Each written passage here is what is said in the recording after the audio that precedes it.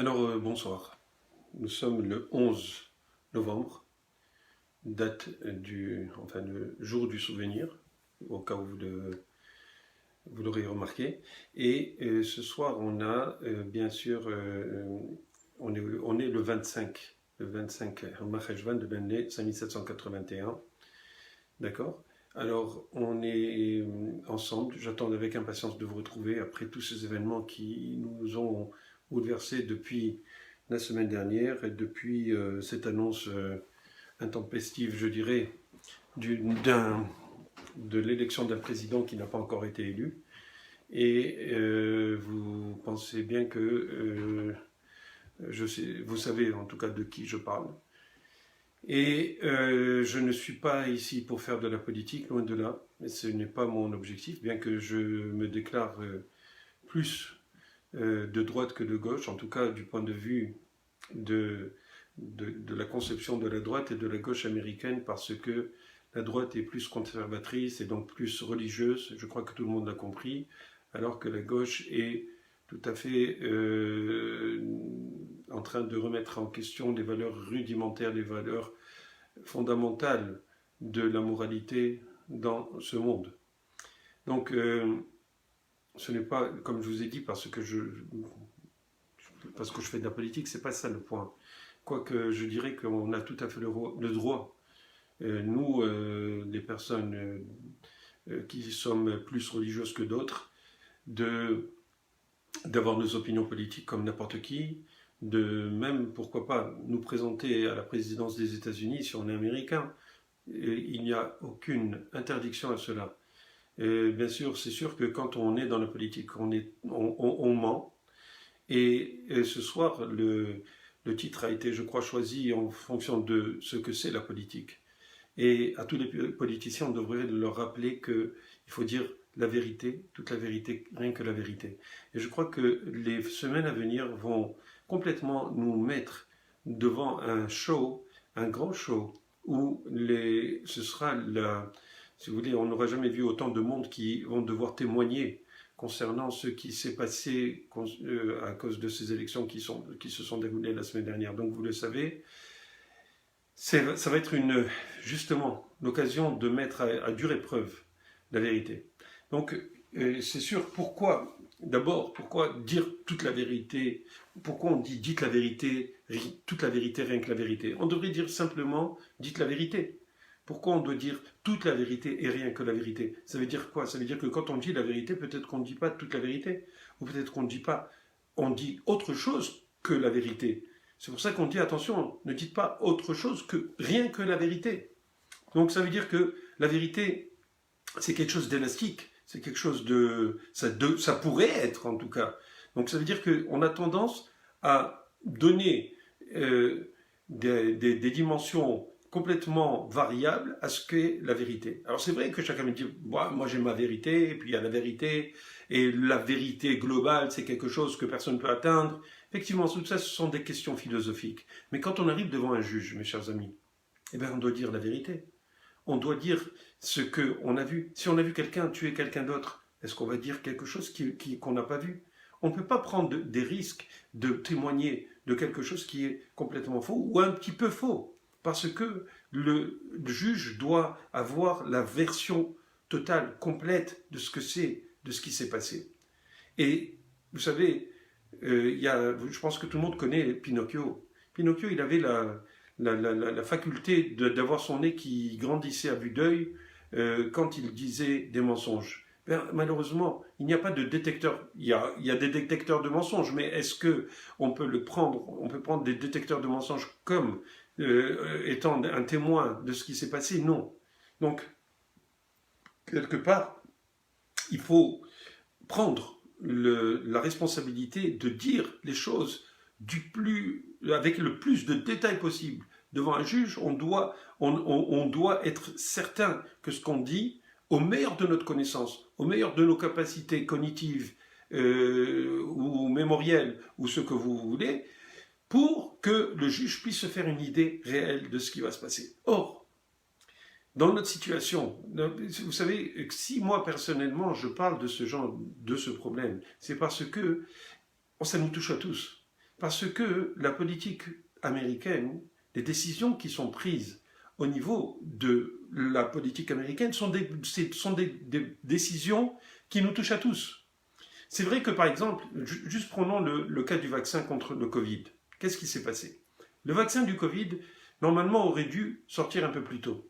Donald Trump l'avait annoncé, il a dit que ça devrait arriver en début novembre ou en fin octobre. Mais on lui a enlevé cette possibilité d'avoir la chance de l'avoir, que ce soit déclaré comme quoi c'est 90% d'efficacité, ce qui est énorme. Eh bien, on lui a enlevé la possibilité d'avoir la chance de le dire, puisqu'il a travaillé, il a investi, il s'est investi à 100% pour qu'il y ait un vaccin pour arrêter cette pandémie. Donc, le fait que les médias ne lui ont pas donné la chance comment dirais-je, d'exprimer, ou même Pfizer n'a pas voulu l'annoncer. Alors, il a des raisons de penser que vraiment ils l'ont fait exprès. Parce que s'il avait annoncé tel qu'il aurait dû le faire, tel qu'ils auraient dû le faire, et le faire passer sur tous les médias, eh bien, probablement qu'il n'y aurait même pas de situation telle que nous l'avons actuellement. Pourquoi? Pourquoi nous sommes dans une situation comme ça? Parce que les médias ont fait tout ce qu'ils pouvaient pour amoindrir tout ce qu'a fait de bien ce monsieur Trump, notamment le fait qu'il a encouragé, qu'il a investi, qu'il a fait tout ce qu'il pouvait faire pour avoir un vaccin. Et c'est sûr qu'il aurait voulu l'avoir avant le 3 novembre. Pourquoi? Parce que ça aurait été flagrant qu'il a travaillé pour l'Amérique. Et qu'il ne travaille pas seulement pour l'Amérique, il a travaillé pour le monde, mes chers amis.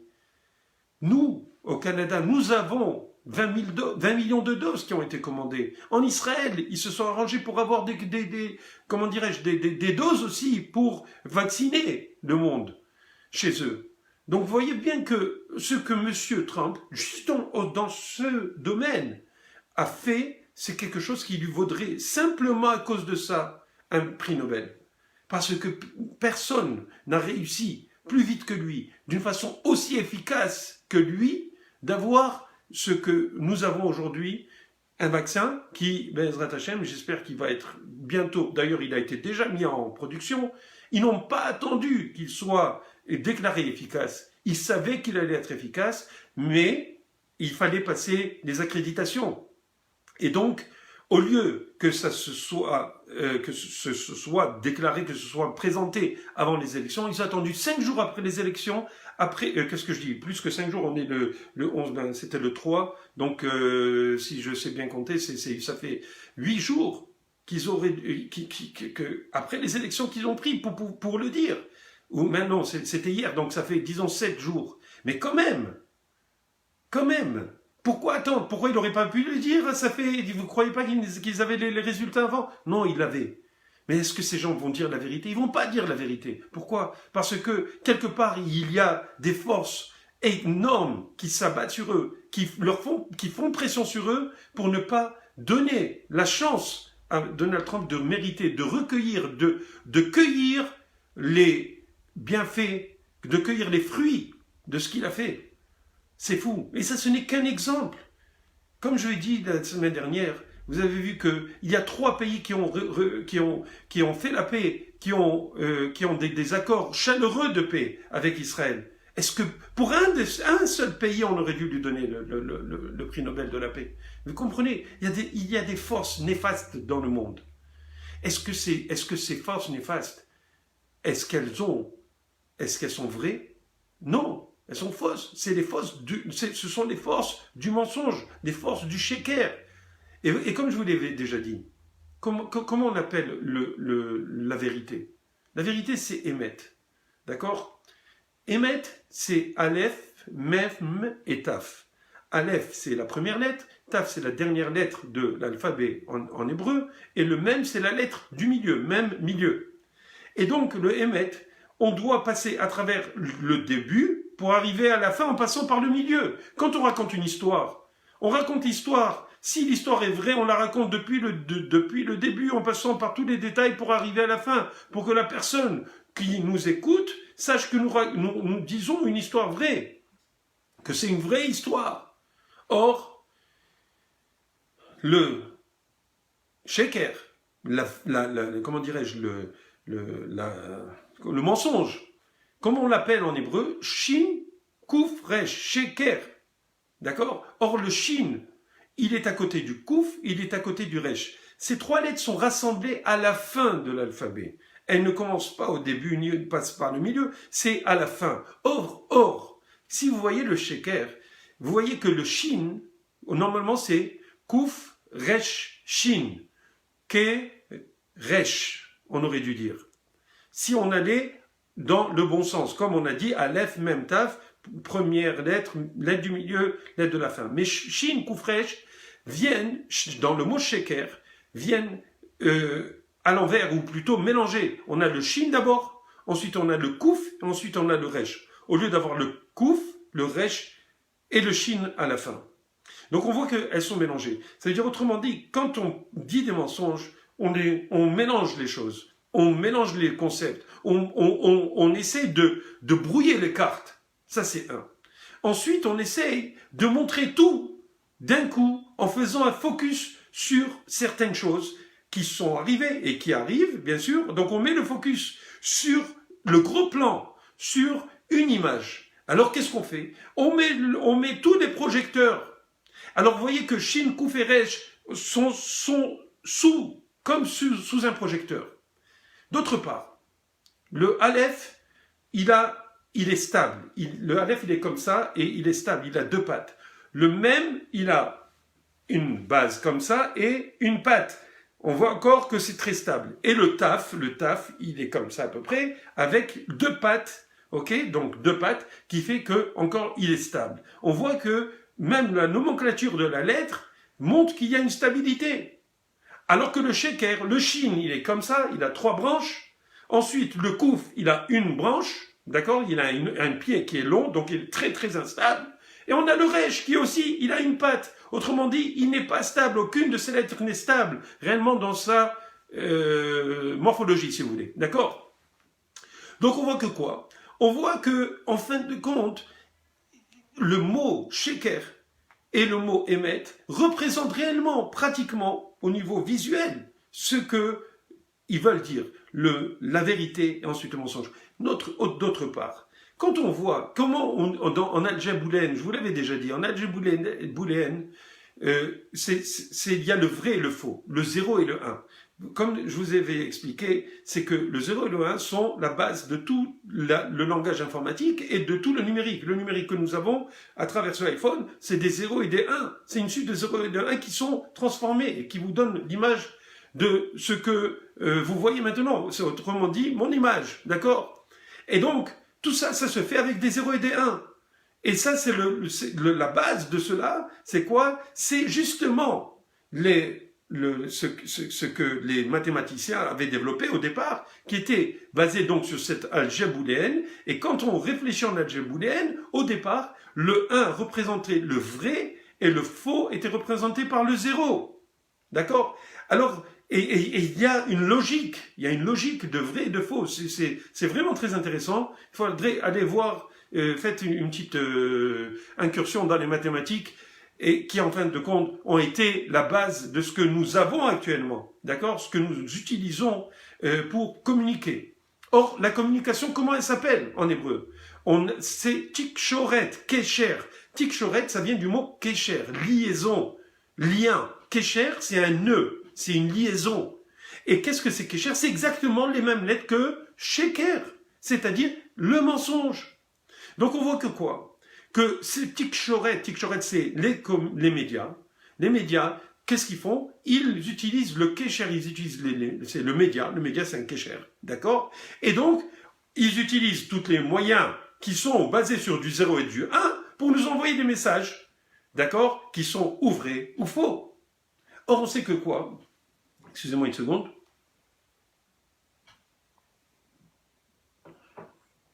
On sait que, actuellement, si quelqu'un a élu M. Biden, c'est pas les Américains. Probablement que c'est eux, je ne sais pas. C'est vrai qu'au niveau du vote populaire, il a 3 ou 4 millions de plus. Mais selon la Constitution américaine, c'est le collège électoral qui va élire le président en fonction des États qui ont été soit républicains, soit démocrates. Or, jusqu'à présent, on voit que quoi? On voit que les médias ont couronné Monsieur Biden comme étant président. Il se présente devant le public avec Office of the Elect President, ou President Elect. Ça veut dire le bureau du président élu. Il n'est pas élu. Il n'a pas été élu tant qu'il n'a pas été élu par le collège électoral. Or, le collège électoral va, le 14 décembre, se prononcer. En attendant, il n'y a même pas eu le décompte total. Et puis, on le sait tous, il y a eu, d'après énormément de témoins, énormément de gens, des irrégularités, sinon des fraudes, d'accord, dans plusieurs États qui ont été donnés à M. Biden pour dire qu'il a gagné. Donc, en fin de compte, on sait, on connaît, on voit que les Américains ne sont pas dupes. Il y a quand même 72 millions ou 71 millions de personnes qui ont élu M. Trump. Il faut bien que quelque part, il y ait une justice qui leur soit rendue, que les résultats soient transparents. Et on verra à ce moment-là si oui ou non il y a eu de la fraude, si oui ou non il y a eu des irrégularités, si oui ou non les morts ont voté, si oui ou non les machines ont envoyé 140 000 votes d'un coup à M. Biden alors que M. Trump n'avait aucun vote. On n'a jamais vu ça. On n'a jamais vu ça que dans une batch, dans un lot de votes, on ne voit aucun vote pour un des deux qui se présente. C'est pas quelque chose de normal. Au moins un, au moins deux, au moins 5, au moins 1000 sur 140 000. Mais là, on voit que 140 000, 138 000 et quelques passent d'un côté et ne donnent aucun à un autre dans un comté. Il y a quelque chose qui ne va pas. C'est quelque chose qui n'est pas normal. C'est quelque chose qui sent mauvais. Et d'ailleurs, les Américains ne sont pas dupes. Les Américains ont décidé de faire des enquêtes. Pourquoi? Parce que ça ne marchera pas comme ça. On peut pas jouer. Parce que, imaginez qu'est-ce qui va se passer. Si on continue dans le mensonge, si on continue dans la fraude, si on continue dans la tricherie, si vraiment, et je ne dis pas que les républicains ne trichent pas, certainement qu'ils trichent, mais à ce point-là, où c'est pratiquement institutionnalisé, combien, j'ai vu une vidéo qu'on m'a envoyée hier, et c'était c'est sur Google, vous pouvez aller le chercher. Je ne l'ai pas devant moi, je ne me rappelle pas, mais en tout cas, c'est sur Google, c'est sur les listes électorales. On voit la date de mort des électeurs. Il y a des gens qui sont morts, ça fait 100 ans, qui ont voté. Comment ça se fait? Comment est-ce possible? Des gens qui sont morts. Est-ce que c'est possible qu'on puisse les faire voter encore? C'est quelque chose qui ne va pas. D'accord? Donc, je ne sais pas comment ça va se finir cette histoire. Comme je vous l'ai dit la dernière fois, mon sentiment personnel, c'est qu'il va y avoir un retournement de situation. Et comme je vous l'avais dit, vous savez quel est le danger dans cette histoire? Pourquoi tellement, pas simplement que ça me ferait de la peine que M. Trump perde, parce qu'il mérite. Ce monsieur aime l'Amérique. Il aime ses concitoyens. Il aime son peuple. Il a voulu faire du bien. Il a forcé pour qu'on trouve des vaccins. Il a mis de toute son énergie, pas seulement. Pourquoi? Pas seulement pour le, comment dirais-je, pour son honneur, parce que lui, il veut être président, mais parce qu'il a le feu sacré de quelqu'un qui veut faire du bien au monde. C'est un monsieur qui est bon, même si sous tous ses, comment dirais-je, il a des défauts de toutes sortes. C'est normal, c'est un être humain. Il fait ses bêtises comme tout le monde. Mais d'un autre côté, c'est quelqu'un qui a fait du bien, qui essaye de faire du bien. Alors vous me direz, oui, mais les pauvres Palestiniens, ils n'ont pas d'argent et il leur a coupé. Il a sa façon de faire. Il a sa façon de faire. Il veut les obliger à accepter qu'il y a une réalité. Par exemple, qu'Israël a le droit d'exister. Or, les Palestiniens n'ont jamais réellement accepté qu'Israël devait exister. Alors, il a fait, à sa façon, il fait accepter aux Arabes, aux pays arabes autour, qu'Israël est une réalité. Il a réussi. Et qui c'est qui l'a aidé? C'est l'Iran. L'Iran l'a aidé à justement, fédérer plutôt les pays arabes parce qu'ils sont menacés par l'Iran. Vous comprenez? C'est clair. Je ne sais pas si vous le savez, mais il y a un problème entre les sunnites et les chiites. Vous savez qu'est-ce que c'est? Il y a 90% de sunnites dans le monde et 10% de chiites. Mais les chiites disent que c'est eux qui ont la vraie tradition de l'islam et que le Rédempteur, leur Messie, leur Mehdi, est un des ayatollahs.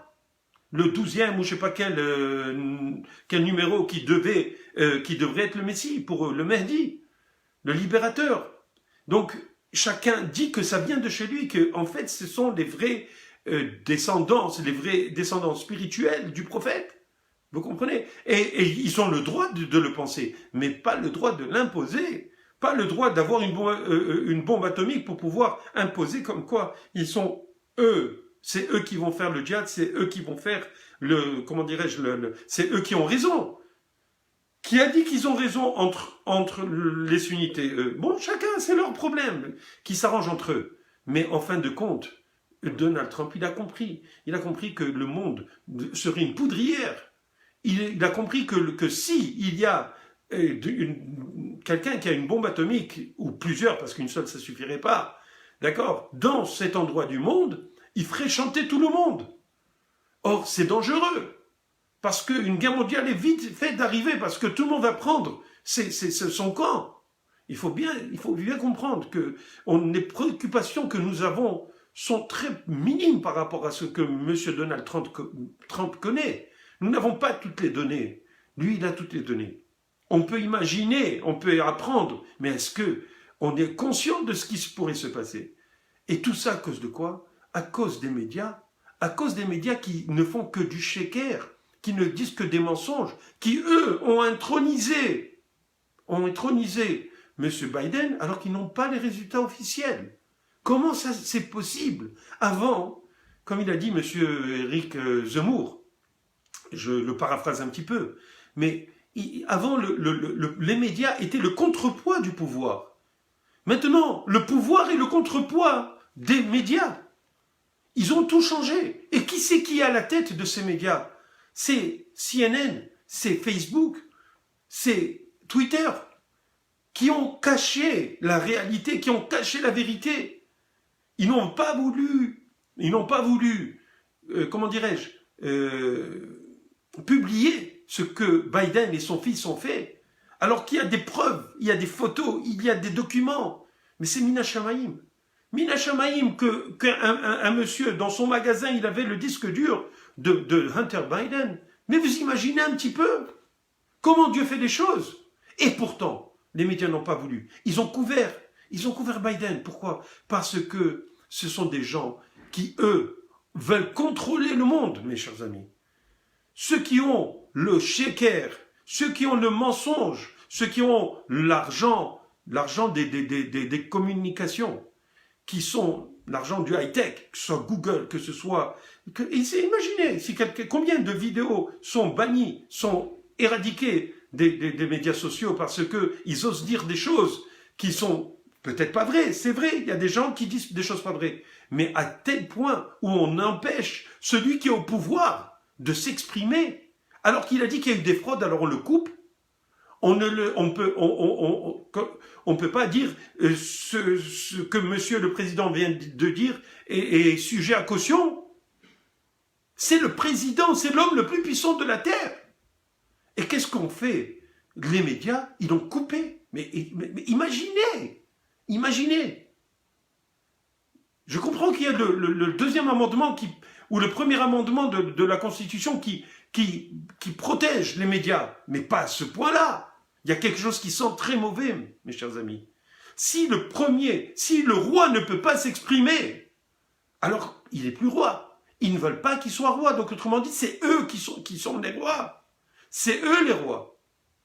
Et s'ils passent, M. Biden, ben, ils vont le faire chanter, mes chers amis, parce que c'est eux qui leur donnent l'argent au Parti démocrate. Vous savez combien de millions et de millions de dollars ils leur donnent pour qu'ils puissent passer? C'est complètement fou ce qu'on est en train de voir passer sous nos yeux. C'est complètement fou. En tout cas, c'est clair que les médias ont voulu, et d'ailleurs, M. Biden, le soir de l'élection, a voulu qu'il y ait un fait accompli, pas le soir de l'élection, le samedi soir. Il a fait en sorte que ce soit un fait accompli. Ils ont fait la fête comme s'ils avaient gagné. Alors que les résultats, la Caroline du Nord, je ne sais même pas si elle est comptée jusqu'à présent. L'Alaska, on ne la compte pas. Oh non, c'est 213, pas plus. Avec l'Alaska, ce serait 217. Au moins l'Alaska, on est sûr que c'est républicain. Comme la Californie est républicaine, mes chers amis. Pourquoi on lui donne 213 ou 214? Donnons-lui 217. Vous savez quoi? La Caroline du Nord, c'est clair que les démocrates ne pourront pas l'avoir. Alors qu'on lui donne.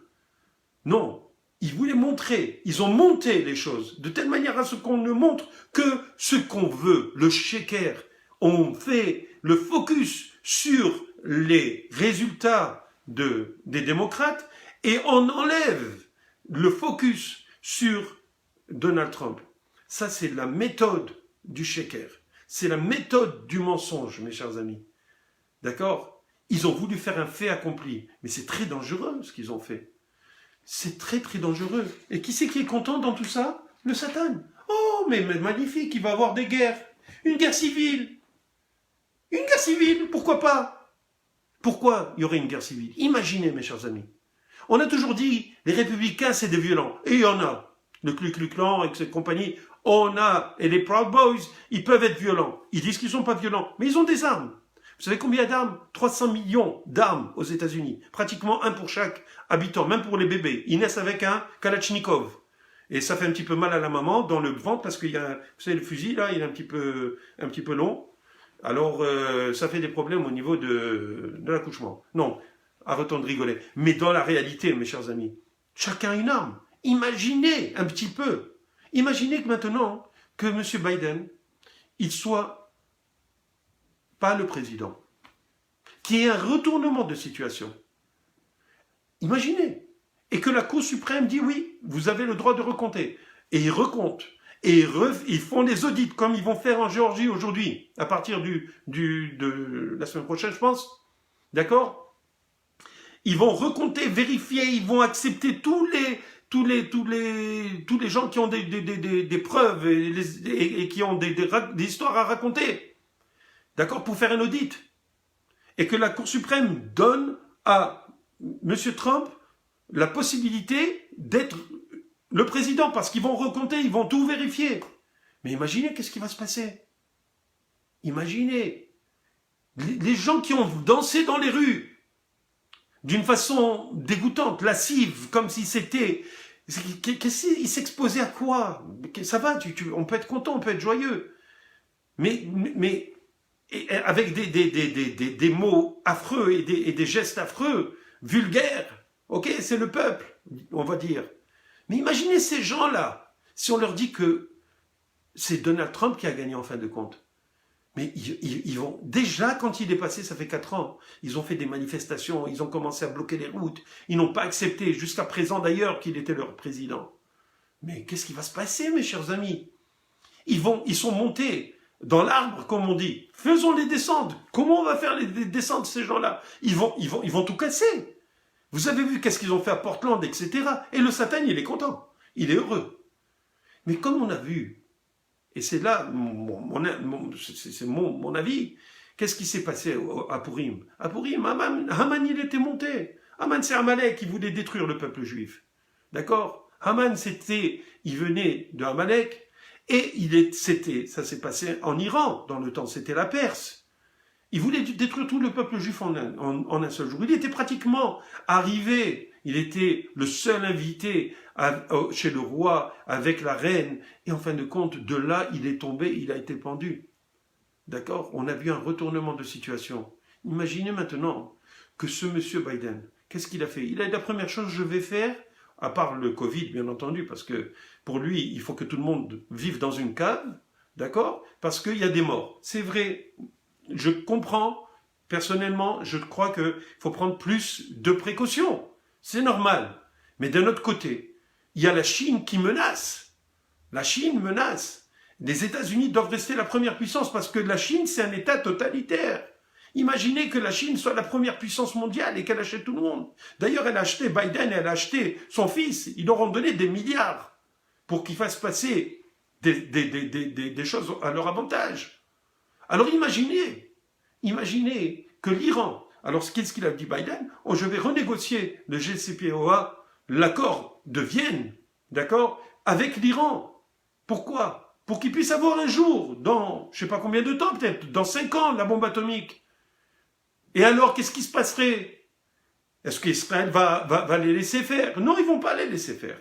Ils ne vont pas les laisser faire. Ils vont avoir des bombes qui vont être vendues par les États-Unis.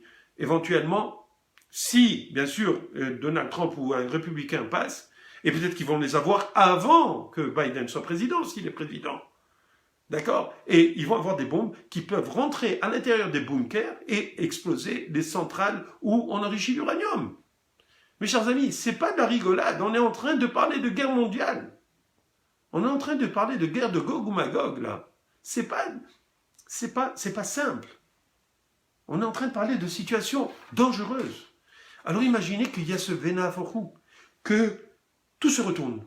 Mais les démocrates vont monter au plafond. Ils vont tout brûler.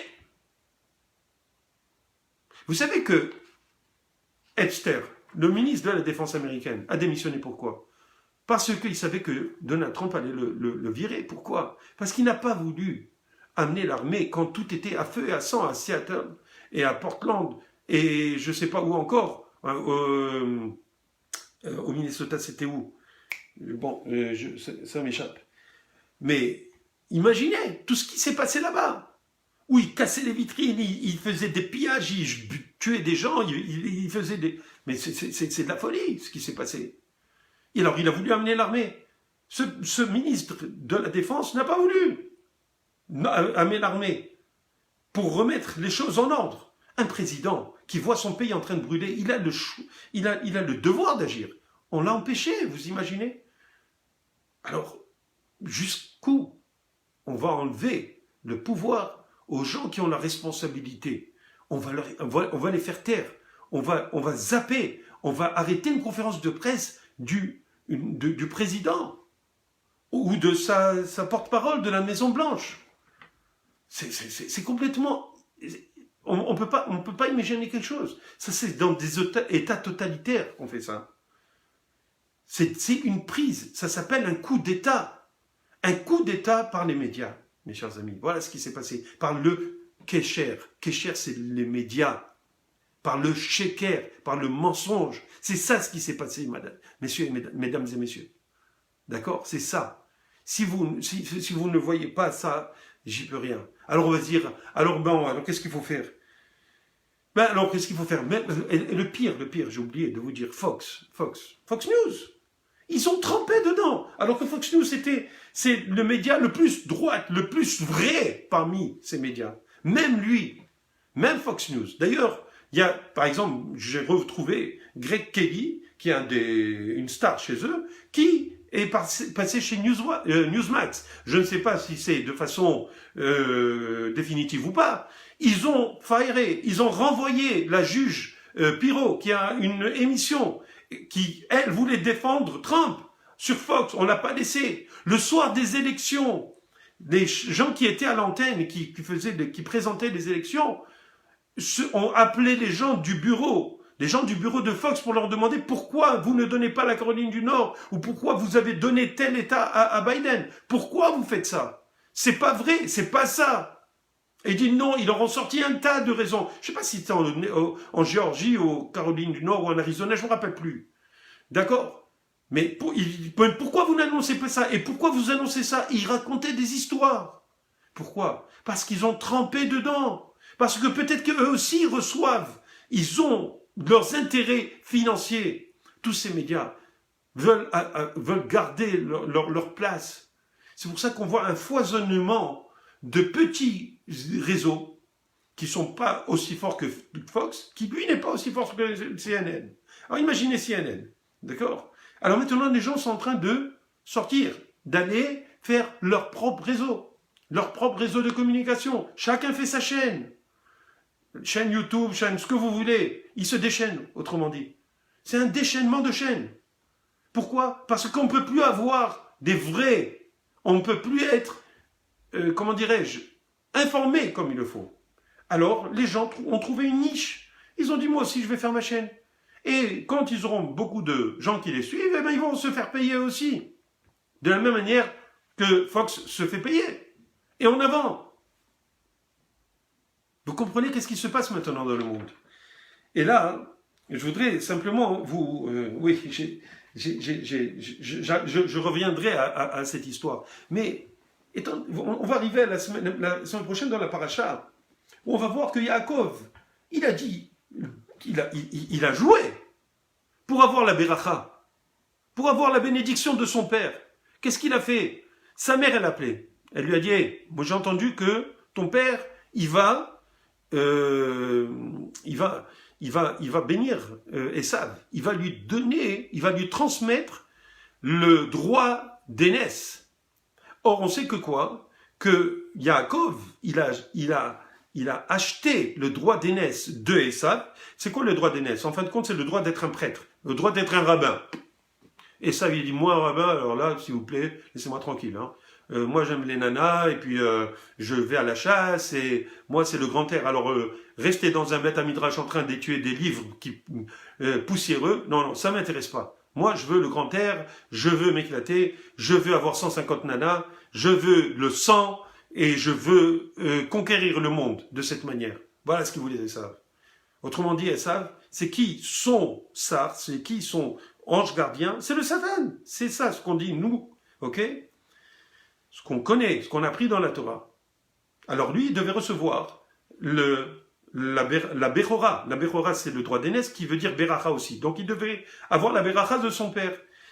Rivka, qu'on va découvrir dans cette paracha cette semaine, qu'est-ce qu'elle fait? Elle dit à Yaakov, viens, tu vas te mettre de la peau de chèvre sur toi, et sur le cou, sur tes bras, et tu vas aller, je vais faire un super plat pour ton père, et tu vas aller prendre la beracha. Yaakov, il a dit, hey, tu rigoles, moi on a dit Titen Emet les Yaakov.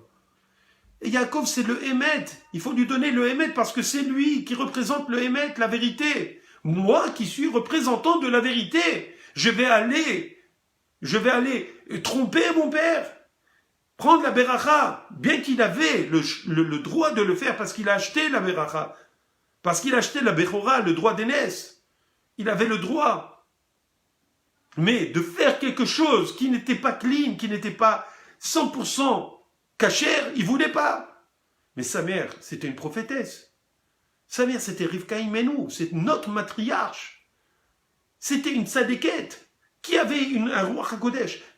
Rivka, quand elle avait Yaakov et Esav dans son ventre, elle comprenait pas ce qui se passait. Elle avait à chaque fois qu'elle passait devant une église ou un endroit, pas une église, mais un endroit un lieu de culte, d'accord, de Avodazara, d'idolâtrie, elle sentait dans son ventre que le bébé, il voulait sortir de son ventre pour y aller, pour courir là-bas. Et quand elle passait devant la yeshiva de Shem et Ever, alors elle voyait que le bébé voulait aussi courir pour aller là-bas. Alors elle a dit, il y a quelque chose qui ne va pas. Qu'est-ce qu'elle est partie faire? Elle est partie à la yeshiva de Shem et Ever. Qu'est-ce qu'ils lui ont dit? Ils lui ont dit, Shne goyim bebitner. Tu as deux goyim, deux nations dans ton ventre, dans ton utérus. Donc tu as deux bébés. Un, il va être comme ci, un, il va être comme ça. Effectivement, elle a senti la puissance, la violence, d'accord, de l'envie de Esav quand elle passait à côté d'un dieu où il y avait de la Avodazara. Elle savait que même si Yitzhak, il se faisait, d'ailleurs il était presque aveugle, il était aveugle à la fin de sa vie, et il se faisait embobiner un petit peu par son fils, Esav. Esav, qu'est-ce qu'il venait? Il lui disait, on prend la dîme du sel, ou la dîme de la paille. Il n'y a pas de dîme pour ça. On ne prend pas le maaser de ça. Il voulait être, soi-disant, un tzaddik, montrer à son père que c'est un tzaddik. Pourquoi? Parce qu'il voulait avoir les deux mondes. Il voulait vivre comme un sauvage sur terre et avoir le olam haba. Voilà ce qu'il voulait, Esav.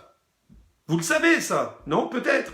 D'ailleurs, quand il est mort, sa tête, elle a roulé. C'était le fils de Dan, Hushim, qui lui a donné un coup de bâton et il a arraché la tête. Pourquoi? Parce qu'il s'opposait à ce que Yaakov soit enterré dans Me'arat HaMachpelah. Alors sa tête a roulé jusqu'au tombeau de Yitzhak. La tête de Esav. Pourquoi? Parce que sa tête, elle était dans les cieux. Alors que son corps voulait jouir à 100% ou à 1000% de ce que la terre et ce monde lui offraient. Voilà qu'est-ce qui était Esav. Autrement dit, il avait de bonnes intentions, mais il n'avait pas le courage de ses intentions, parce qu'il avait son corps qui était puissamment attiré vers le mensonge, vers le viol, vers la chasse, vers le meurtre. Vous comprenez? Et sachez que Esav est sorti énormément de grands, chez les Juifs qui se sont convertis. Rabbi Meir Balanès, il vient de qui? De Néron. De Rabbi Akiva, il vient aussi de Esav. Ses ancêtres se sont convertis. Onkelos qui a traduit la Torah en araméen. Onkelos qui était un génie extraordinaire, un commentateur en araméen. Il venait de qui? De Titus, si je me rappelle bien, ou de Vespasien. D'accord? Qu'est-ce qu'il y avait encore? Enfin, il y en avait plusieurs. Je pense il y avait... je sais pas si c'était Shmaïa ou Abtalion. Il y en avait plein qui venaient de Esav. Et on a reçu la Torah orale, le Talmud, à travers ces gens-là. Rabbi Shimon Bar Yochai était un des étudiants de Rabbi Akiva. Donc, Rabbi Meir aussi. Lui-même était descendant de Guérim, des convertis. Donc, imaginez, qui venait de Esav. Donc, quelque part, dans le mensonge, il y a un peu de vérité. On met de la vérité aussi. Mais c'est ça le danger. C'est que pour qu'on fasse passer un mensonge, il faut lui mettre un petit peu de vérité. D'ailleurs, Goebbels le disait. Comment dirais-je, c'était le ministre de la propagande en Allemagne nazie. Il disait que pour que plus un mensonge est gros, et plus on va le croire. Et c'est lui qui disait, si je me rappelle bien, qu'il fallait mettre un peu de vérité dedans. Pourquoi? Parce qu'en mettant un peu de vérité, les gens croient. Ils disent, ben oui, en fin de compte, parce qu'on est attiré vers le mensonge plus facilement. Donc on veut trouver le justificatif pour croire dans le mensonge. Et c'est ça le danger. Le danger de l'humanité, c'est de croire dans le mensonge et d'aller vers le mensonge. Et de ne pas voir que la vérité, ok, eh ben, elle peut contenir un peu de mensonge. Et c'est ce qui s'est passé dans Yaakov. Le Hémet, ok, dans le Hémet, il y a des fois où il faut agir pour le Hémet, pour la vérité. Ça veut dire que quoi? Ça veut dire que Yaakov, il savait très bien que c'était lui qui avait la capacité de combattre pour fabriquer le peuple juif, pour que le peuple juif puisse faire le tikkun, la réparation de la faute d'Adam Arishon. Et il savait que c'était lui qui pouvait le faire. Et Rivka savait très bien que c'était grâce à la Torah que Yaakov allait étudier. Avec abnégation, il n'avait pas dormi pendant, je pense, 14 ans.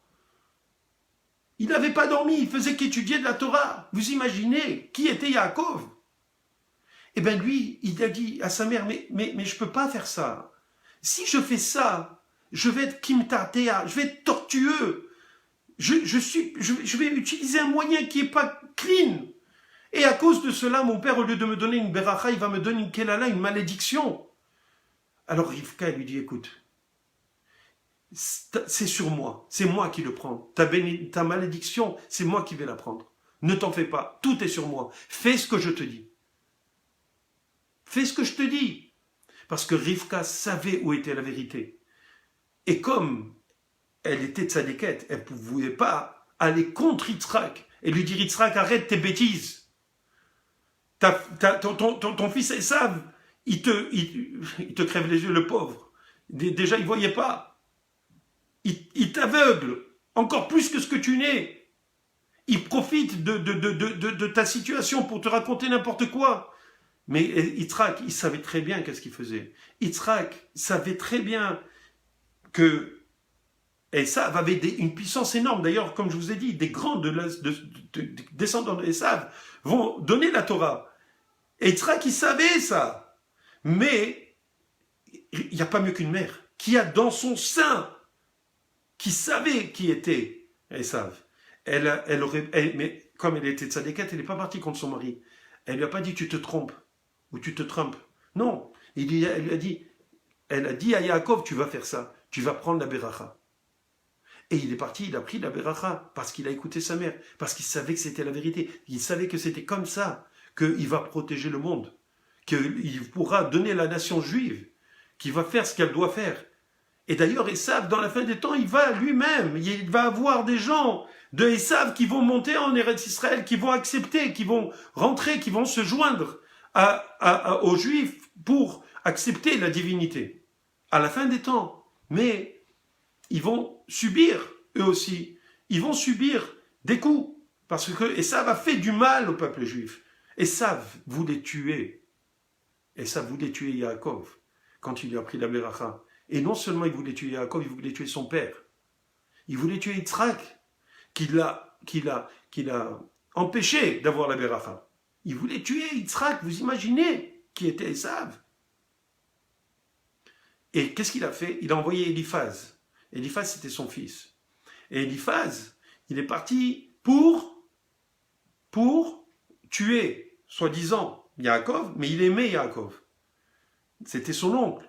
Il ne voulait pas le tuer. Qu'est-ce qu'il a fait? Il a dépouillé de tous ses biens. Il a laissé nu, complètement. Nu. Et qu'est-ce qu'il a fait Yaakov? Il est parti dans un lac ou dans une rivière, il est resté dedans. Il n'avait pas de quoi. Il était nu. Et on sait qu'un Ani, c'est comme un mort. Quelqu'un qui est pauvre, eh ben, il est considéré comme mort. Donc Eliphaz, il a fait Kibbout Avaim. Dans un sens, c'est un tzaddik. Ok, il a fait Kibbout Avaim parce qu'il a écouté, et ça, son père, il a, entre guillemets, tué Yaakov, mais il a sauvé Yaakov. Et d'ailleurs, on voit que, justement, que ce n'est que le petit-fils de Esav, qui était Amalek, qui, lui, a fait la guerre plus tard contre le peuple juif.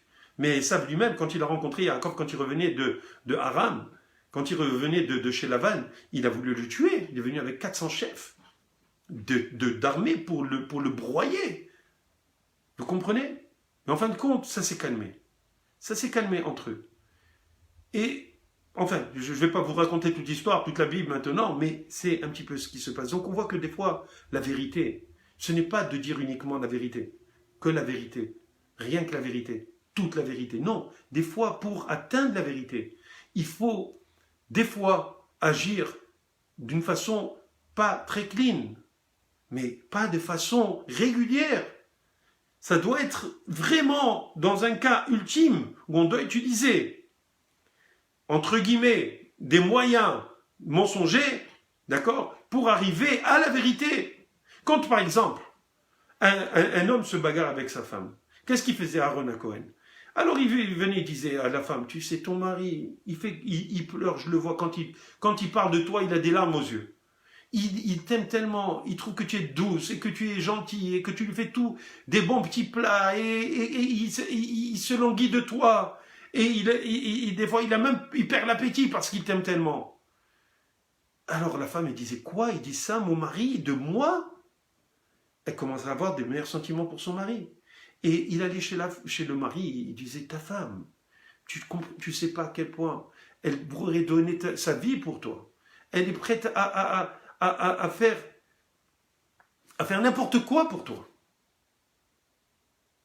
Alors, le mari, il disait quoi? Ma femme, elle dit ça, et qu'elle veut que moi je sois son mari, et donc, le mari avait il avait des meilleurs sentiments pour sa femme, et quand ils se rencontraient, eh ben, c'était l'amour fou entre eux. Qu'est-ce qu'il a fait Aaron? Il a tordu un petit peu la vérité, parce que c'est vrai qu'en fin de compte, dans un couple, chacun, bon, il y a des irritants par-ci, par-là, la vie, le stress, les enfants, les problèmes financiers, ce que vous voulez. Mais en fin de compte, si les gens se sont mariés, c'est parce qu'ils s'aiment au départ. Mais la vie, elle est lourde, chacun son caractère, chacun avec comment dirais-je, son historique, ou la culture familiale, un tas de choses qui diffèrent entre eux, et ça fait des clashs entre eux, ça fait des bagarres. Mais en fin de compte, c'est qu'on enlève toutes ces bagarres, toutes ces bêtises, le couple il reste bien. Alors il y a Aaron, qu'est-ce qu'il faisait? Il faisait, comment dire, il grossissait un petit peu les choses, les côtés positifs, bien sûr. Alors il a grossi un peu les choses. Donc il a menti. Non, il n'a pas menti, il a grossi les choses pour le bien, pour qu'il y ait une harmonie dans ces couples. Donc on peut utiliser des fois, un petit peu, utiliser le mensonge, même si c'est pas à 100% la vérité, mais si c'est pour la vérité, alors on a le droit. D'accord? Pour en revenir, à notre histoire, Biden, vous savez comment on écrit Biden? Bet, Yud, Yud, Dalet, Biden, Nun. Bet, c'est quoi? C'est 2. Yud, Yud, ça fait 22. Et 4, Dalet, c'est 4, ça fait 22 et 4, ça fait 22 et 4, ça fait 26. D'accord? Oui, plus Nun, ça fait 76. Nun, c'est 50. 26 et 50, ça fait 76. D'accord? On est d'accord. Maintenant, je fais une pause. Cette semaine, dans Shabbat, on va lire l'histoire de la succession de David Améler. Donc, on voit que quoi? Ça nous rappelle un petit peu notre situation, que quoi? David Améler va partir, il va mourir, donc il faut qu'il y ait son fils, le roi, qui va prendre sa place. Qui c'est qui devait prendre la place? C'était Shlomo Améler, son fils, Shlomo. Qu'est-ce qui s'est passé? Lui, il avait déjà promis à Bathsheba, la mère de Shlomo, que son fils allait régner. D'accord? Il était très jeune, son fils. Et qu'est-ce qui s'est passé?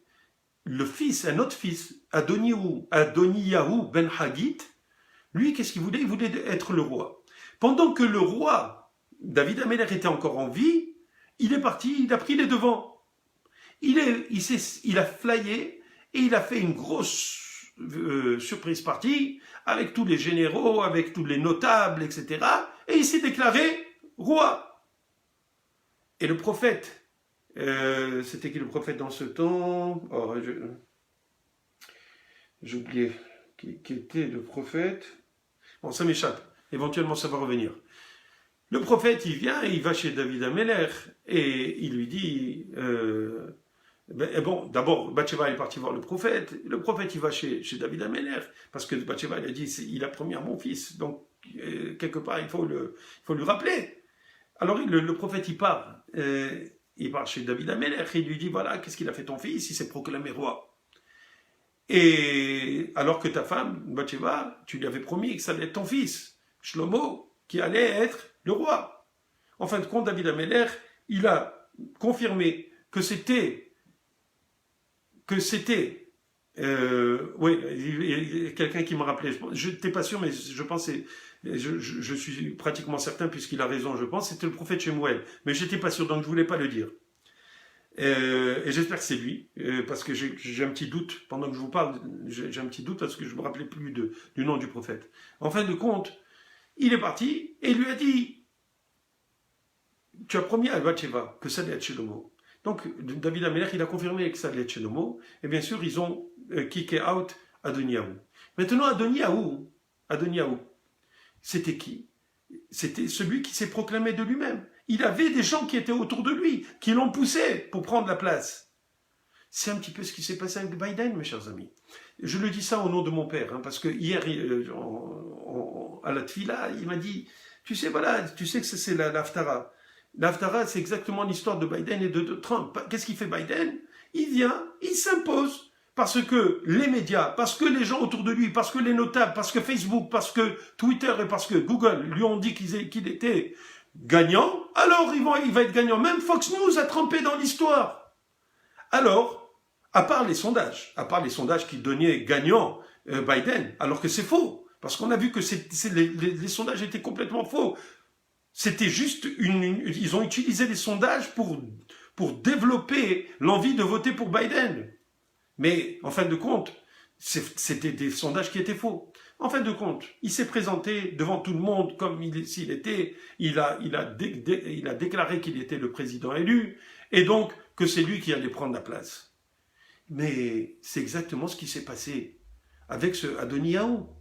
Et si maintenant on voit, et c'est un copain qui m'a montré, je ne sais pas, ça a circulé, je ne sais pas qui c'est qui a trouvé, qui a fait le rapport, mais Adoniyahu, si vous comptez Aleph, oui, Dalet ça fait 5, Vav ça fait 11, Nun ça fait 61, Yud ça fait 60, Adoni, 61, 71. Attendez une seconde, là, je vais juste l'écrire pour ne pas faire d'erreur.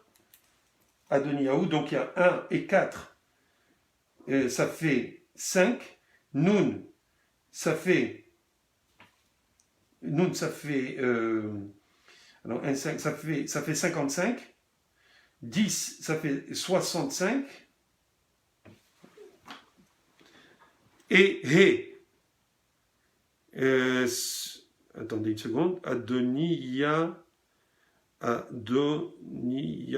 Excusez-moi, je fais encore le calcul. Alors on a 1 et 4, ça fait 5. Nun, ça fait 50, ça fait 55. Ensuite, Vav, ça fait 55. Et 6, ça fait 61. Yud, 61. 61 et 6. En tout cas, une seconde, je ne peux même pas le vérifier parce que là, j'ai l'impression que j'ai une faute d'orthographe. Mais Adoniyahu, c'est égal à 76, c'est clair. Je n'ai pas devant moi, malheureusement, mais je pourrais le mettre sur Facebook, vous allez voir. Adoniyahu, sa gematria, c'est-à-dire sa valeur numérique, est 76. Alors, Biden, c'est Adoniyahu, comme par hasard. Ça sort que cette paracha, il s'est proclamé samedi soir, donc c'était, samedi soir, on rentre déjà dans la paracha de la semaine, et donc la Haftara, c'est l'Haftara de cette paracha, et dans cette paracha, on parle donc de la succession de David Améler. En tout cas, Adoniyahu, c'est clair que c'est Biden, que c'est 76. D'accord? Donc on voit que, Minat Shamaim, on voit qu'il y a vraiment une correspondance totale avec ce qui se passe dans la Torah. D'ailleurs, dans cette paracha que nous allons lire, dans cette paracha, qu'est-ce qui s'est passé? Regardez, et c'est là où il faut voir qu'est-ce qui est un bon siman, un bon signe.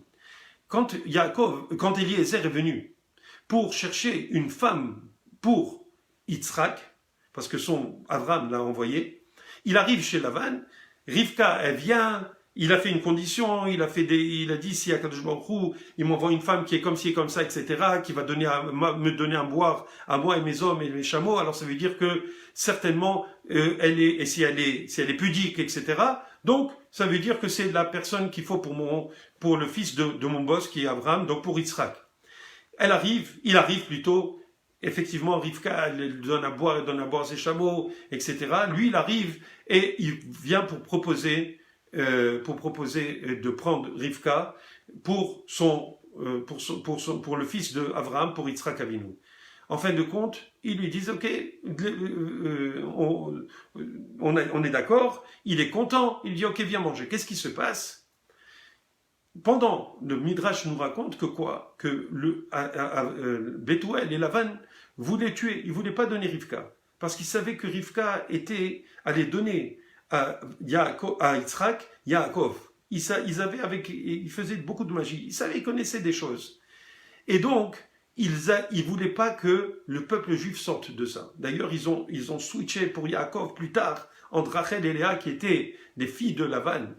D'accord? Lavan, il a switché, il a inversé, il a donné Léa au lieu de Rachel pour faire du mal. D'accord? Alors, oui, quelqu'un m'a envoyé. Alors, Adoniyahu, c'est Aleph et Dalet, ça fait 5. Nun, ça fait 55. Yud, 65. 65 et He, ça fait 70, oui. Et Vav, ça fait 76, effectivement. Donc, moi, j'avais mis Adoniyahu avec 2 Yud, c'est pour ça que j'avais un petit problème. Mais c'est effectivement cela. Donc, il n'y a pas de Vav après le Dalet, et il y a un seul Yud. Donc, Adoniyahu est égal à 76. Merci, Datia, de me l'avoir envoyé, parce que je l'avais mal écrit dans mon papier. En tout cas, de toute façon, C'est clair que c'est égal à 76. Donc on arrive, on reparle, oui, on était chez Lavan et Bethuel, donc il vient pour prendre Rivka, qui était la sœur de Lavan, et qu'est-ce qu'ils font? Alors qu'ils lui donnent à manger, ils ont mis du poison dans le plat de Eliezer, qui était venu pour prendre Rivka. Et qu'est-ce qu'il a fait? Comment dirais-je, un malach est venu et il a switché les plats, il a inversé les plats entre Eliezer et Bethuel. Donc Bethuel, qu'est-ce qu'il a fait? Il a mangé le plat de Eliezer et il est mort ce soir-là. Il est mort. Qu'est-ce qui se passe, mes chers amis? Il se passe que quoi? Vous savez, on dit que la vengeance est un plat qui se mange froid. Je ne sais pas s'ils l'ont pris de là, parce que je ne sais pas si ce plat de Bethuel, il était froid ou pas. En tout cas, Kadosh Baruch Hu, il a bien eu ce Bethuel, il lui envoyait le malach qu'il a tué. Parce qu'il a switché, il a mangé, ce qu'il avait préparé pour Eliezer, c'est lui qui est tombé dedans. Alors, qu'est-ce qu'on voit de là? On voit que, par rapport à notre situation, on voit que quoi? Que Yitzhak, que Biden, quand il va, théoriquement, il dit quoi? Qu'il a gagné. On lui fait croire qu'il a tout ce qu'il faut. Mais en fin de compte, qu'est-ce qu'il y avait? Dans ces États, dans l'État de Géorgie, dans Pennsylvanie, qu'est-ce qu'il y avait? Il y avait des fraudes. La fraude, c'est du poison. La fraude, c'est du shaker. La fraude, c'est du mensonge. Eh bien, il y a eu du mensonge qui a fait que quoi? Que on lui fait croire encore qu'il va s'en sortir et qu'il va sortir gagnant. Mais imaginez, et j'espère en tout cas, imaginez que, effectivement, puisqu'on voit que le ministre de la Justice a demandé des enquêtes, le juge Alito, le juge de la Cour suprême, a demandé à ce que, qu'en Pennsylvanie, on mette de côté les votes qui sont venus par correspondance pour pouvoir les analyser. On voit qu'en Géorgie, ils vont faire un audit complet. On voit qu'en Arizona, il a presque gagné. Je parle de Trump. Donc on voit qu'il y a tout ce que les démocrates, théoriquement, ont trafiqué pour faire voter des morts ou ce que vous voulez. Alors, on voit que probablement c'est quoi? C'est exactement le poison qui a été mis dans le plat et qui va se retourner contre ceux qui ont voulu utiliser ce poison contre ceux qui veulent faire du bien, contre Eliezer qui voulait faire du bien, qui allait créer le peuple juif grâce à Rivka et Yitzhak. D'accord? Pas c'est Akadosh Baruch Hu qui le crée, mais qui était le messager. Donald Trump, c'est quoi? C'est juste un messager. Ce messager, qu'est-ce qu'il fait? Il veut simplement nous protéger. Il protège. Vous imaginez, ils sont presque arrivés à faire une bombe atomique. Peut-être qu'ils l'ont déjà, ces Iraniens. Imaginez ce qu'ils sont en train de faire. Akadosh Baruch Hu, il envoie des messagers qui sont bons, naturellement, qui veulent le bien du monde. D'accord? Qui sont des non-juifs. D'accord? Et qui veulent le bien du monde. Qui, eux, représentent les gens qui croient en Dieu. Et lui-même, comment, quand il est sorti de son Covid, Donald Trump, comment il a remercié Dieu? C'est extraordinaire. On voit qu'il y a des gens qui croient encore en Akadosh Baruch Hu, même si ce ne sont pas des juifs, et alors, c'est pas plus grave que ça. Un jour, ils vont peut-être devenir juifs, ou l'essentiel, c'est qu'ils ne tuent personne, qu'ils soient des bons non-juifs, qui soient respectueux de la moralité. C'est tout ce qu'on demande dans le monde. D'accord? Et si les juifs, eux, ont plus de responsabilités, ils doivent appliquer ces responsabilités, ils doivent prendre de responsabilités. Ils doivent, comme il a dit George Bush quand il est venu, et je le redirai, il est venu à la Knesset, il a dit, vous êtes le phare des nations. Vous êtes le phare des nations. C'est nous qui éclairons le monde. Parce qu'on dit Torah Temet Natan Lanu. Parce que Dieu nous a donné une Torah de vérité. Pourquoi? Parce qu'on ne peut pas faire en sorte de créer un monde sur des bases qui ne sont pas vraies. La Torah, c'est une vérité. C'est la vérité. C'est le message divin. Et Dieu, il a regardé dans la Torah, il a créé le monde. Donc le monde est équilibré. Même s'il y en a qui croient que le monde est injuste. Non, il y a des injustices qu'on croit être injustes, mais c'est pas vrai. Parce que tout se paye dans le monde. Qu'on le paye à travers des injustices entre guillemets, ou qu'on le paye à travers n'importe quoi, on a fait des bêtises. On fait tous des bêtises. Alors on le paye d'une certaine manière. On le paye par des maladies, on le paye par des problèmes de parnassa, on le paye par des problèmes de relations interpersonnelles, on le paye par des déprimes, on le paye par un tas de choses, on le paye par des guerres, on le paye des fois par des Shoah. Vous comprenez? Mais pourquoi le payer comme ça? Et des fois, on ne le paye pas nous-mêmes. Ce sont nos descendants qui le payent. Pourquoi? Parce qu'eux aussi, ils ont continué à faire certaines choses. Akadosh Baruch Hu, il sait comment faire sa justice. On ne peut pas rentrer dans la justice divine et dire qu'on comprend comment Dieu, il sait, il connaît les secrets de chacun. Et donc, oui, juste pour finir, je vous l'avais déjà dit certainement, c'est écrit dans les Teilim, dans le Mizmor 15, Mizmor le David Hashem, Mi Yagur Be'olecha, qui va siéger dans ta tente. Mishkon Be'ar Kochecha, qui va résider dans ta montagne sacrée. Holer Tamim, celui qui va et qui est simple, qui est entier, qui est intègre, comme Yaakov Avinu.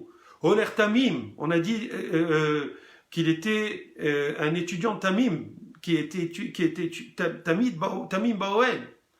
Tamim, Oler Tamim ou Fouad Tzedek, et qui fait la Tzedaka, le Tzedek, la justice. Pas la Tzedaka seulement qui donne la Tzedaka, qui fait la justice. Oler Tamim ou Fouad Tzedek. Vedover Emet Bilvavo. Et celui qui dit la vérité dans son cœur. En son cœur. Il n'est pas obligé de dire la vérité uniquement aux autres, à l'extérieur. Il faut qu'il ait la vérité en son cœur. Non seulement il doit la dire tout le temps, mais il doit être vrai en lui. Et je vous avais donné cette histoire de celui qui était en train de faire le schéma et qui avait une vache à vendre. Et quelqu'un est venu et il lui a dit, pendant qu'il était en train de faire le schéma, je voudrais t'acheter ta vache. Et il lui aurait pas répondu, style, laisse-moi tranquille, je veux pas te vendre. $500. Et lui, il répond pas, il est en train de faire le schéma, il le calculait même pas, il le regardait pas. $700. Il lui répond pas. $1000, il lui répond pas. $2000, il lui répond pas. $5000.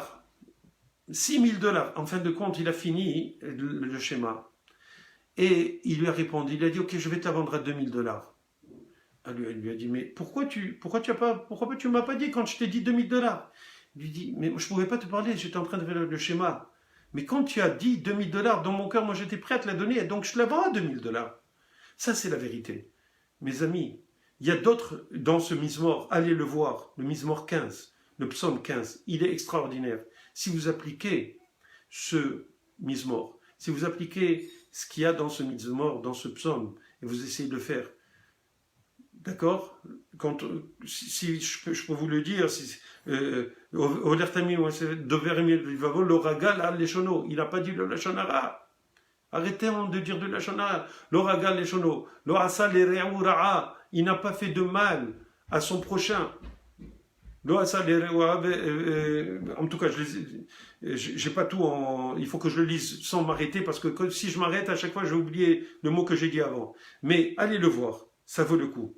C'est un programme, mes amis, c'est un programme de vie, ce Mizmor de Teilim, extraordinaire. Et vous savez, si quelqu'un arrive à appliquer cela, je vous assure, 100%, 1000%, 1 milliard %, il a le Olam Haba. Je vous l'assure. De toute façon, d'ici là, je ne sais pas si je serai encore vivant, si vous êtes encore jeune, et moi je suis vieux, je ne sais pas, mais en tout cas, vous pourrez me poursuivre en justice en haut, si j'avais pas raison, mais je vous assure, rien que faites-le. Vous allez voir, vous allez me remercier. Le Mizmor 15 de Teilim, et appliquez-le, vous allez voir, c'est extraordinaire. Mais, dedans, on a dit, Vedover Emet Vilvavo, il parle en son cœur de Emet. Pour lui, il ne fait que dire du Emet. Quelqu'un qui dit du Emet, qui pense Emet, qui voit Emet, mes chers amis, il peut avoir le roi HaKodesh, il peut avoir l'Esprit Saint, vous comprenez? C'est tellement difficile. Baba Saleh, quand quelqu'un venait le voir, il savait déjà qu'est-ce qu'il avait, qu'est-ce qui n'allait pas bien, ou ce dont il avait besoin. Pourquoi? Parce qu'il avait le roi HaKodesh, il savait exactement qu'est-ce que la personne avait besoin, qu'est-ce qu'elle avait fait dans sa vie. Pourquoi? Parce que c'était un homme de Emet. Et pour être émet, il faut étudier de la Torah. Si on étudie la Torah qui est émet, alors on rentre le émet dans son cœur. Et on ne fait que dire des paroles de Torah dans son cœur. Et quand on parle de Torah dans son cœur, on devient émet. Parce qu'on intègre le émet en son cœur. Et là, on devient émet. Et là, on a là, le roi HaKodesh qui vient. Alors, mes chers amis, je m'excuse encore pour ce Adoniaou, je me suis simplement trompé parce que j'ai mis un vav là où il ne fallait pas et j'ai mis 2 yud. C'est pour ça que j'avais un petit problème, mais c'est extraordinaire ce qu'on voit. Biden est égal à Adoniaou.